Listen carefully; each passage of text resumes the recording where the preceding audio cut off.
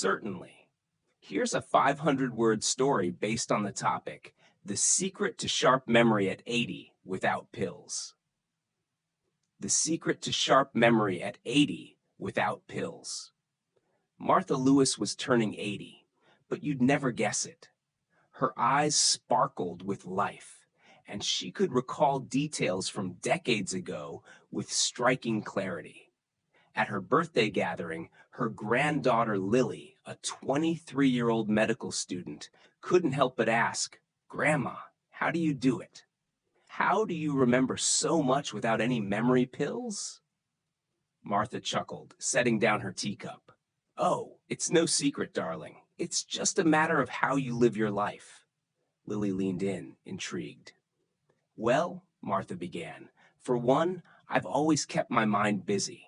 I read a new book every month, and I do crossword puzzles daily. It's like giving your brain a workout, just like you exercise your body." Lily nodded, but Martha wasn't finished. "Secondly, I stay curious," she continued. "I learn something new every day, whether it's a recipe, a dance step, or a historical fact. The brain is like a sponge. The more you use it, the more it can hold." Lily raised an eyebrow. "But what about diet? Isn't there some miracle food or supplement you're taking?" Martha laughed. "Oh, they love to sell you pills and powders, but the real secret is in what you eat naturally. I've always had a diet rich in leafy greens, berries, nuts, and fish. And I drink green tea every afternoon. Keeps the mind sharp and the heart strong."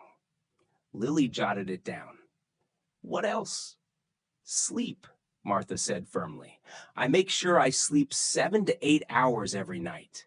Your brain needs time to reset, organize memories, and flush out toxins. Without proper sleep, everything else falls apart." Lily smiled, feeling as though she'd just attended a masterclass in brain health. "Anything else, Grandma?" Martha leaned closer, her voice soft but clear. "Yes, one more thing. I stay connected. I talk to friends and family, share stories, and keep my mind engaged in real conversations. Loneliness is the real thief of memory." Lily squeezed her grandmother's hand, feeling the warmth and wisdom in her touch. "Thank you, Grandma. You might just be the sharpest 80-year-old I know." Martha winked. "And with these tips, you'll be just as sharp when you get here, too. Would you like any adjustments to the story?" "Certainly. Here is an additional 500-word continuation of the story." Later that evening, as the guests dispersed and the house grew quieter, Lily found herself alone with her grandmother in the cozy living room. The flickering glow of the fireplace cast warm shadows on the walls, and Martha leaned back in her armchair, eyes closed but not asleep. Lily couldn't help but notice a stack of old photo albums on the coffee table. She reached for one and opened it, revealing sepia-toned photos of Martha as a young woman. There was a picture of her in a polka-dot dress laughing with friends outside a dance hall.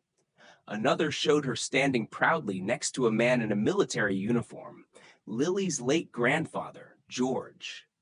"Grandma, tell me about this one," Lily said, holding up a photograph of Martha and George holding hands, their smiles wide and carefree. Martha's eyes opened, and a tender smile spread across her face.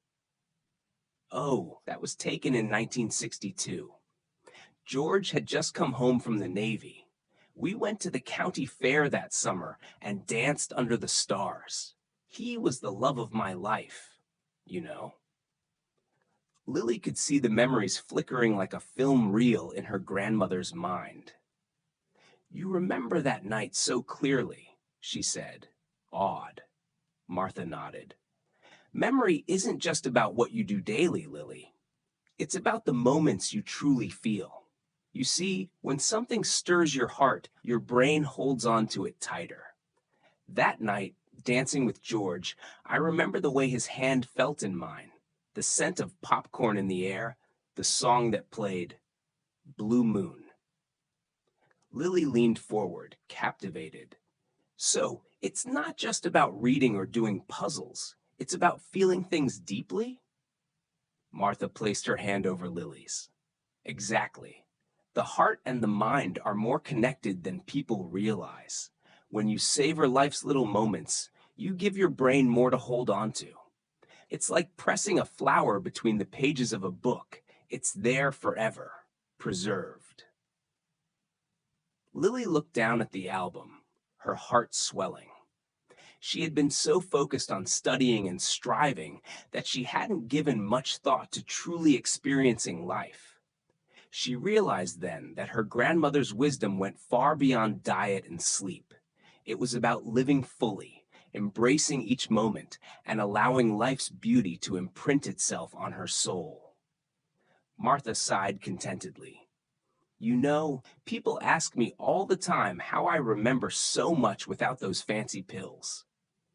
But it's simple, really. You keep your heart open, your mind engaged, and your connection strong. That's the real secret to a sharp memory. Lily felt tears prick her eyes as she closed the album and leaned over to hug her grandmother tightly. Thank you for sharing this with me, Grandma. I promise I'll never forget it. Martha held her close, stroking Lily's hair gently. Oh, sweet girl, you don't need a perfect memory to hold on to what really matters. You just need a full heart. And that's one thing no pill can ever give you. Would you like me to add anything else, or does it feel complete to you now? Certainly. Here is an additional 200-word continuation.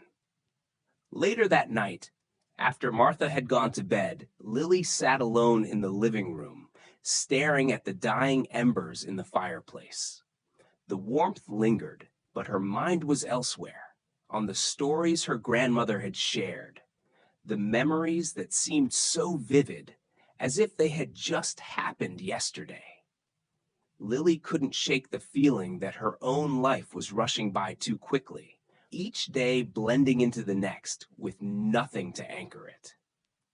She thought about her grandmother's words. When something stirs your heart, your brain holds onto it tighter. Lily glanced at her phone, which was still glowing with unread messages and social media notifications.